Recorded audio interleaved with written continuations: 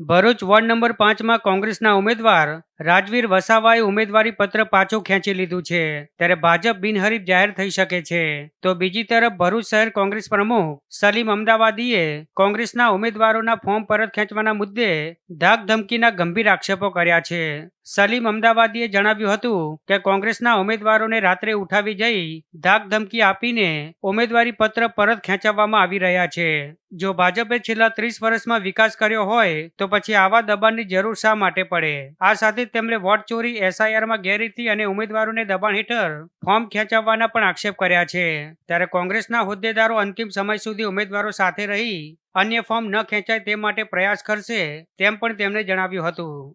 ભરૂચમાં ward number 5માં Rajiv Vasava નામના જે અમારો કેન્ડિડેટ હતો તેને લોકો રાતના ઉઠાવી ગયા ને આજે અમારા ધાક ધમકી આવીને ફોર્મ પાછું ખેંચાયું છે. આનો અમે સખત વિરોધ કર્યો છે. ભારતીય જનતા પાર્ટી જો વિકાસ કર્યો હોય, નરેન્દ્ર મોદીથી લઈ કે જે નીતિન આપણા ચીફ મિનિસ્ટર સુધી જો એમને વિકાસ કર્યો કે ભરૂચના 30 વર્ષનો જો વિકાસ કર્યો હોય તો આ રીતે ઉમેદવારો પાછળ ખેંચવાની એમને જરૂર ના પડે.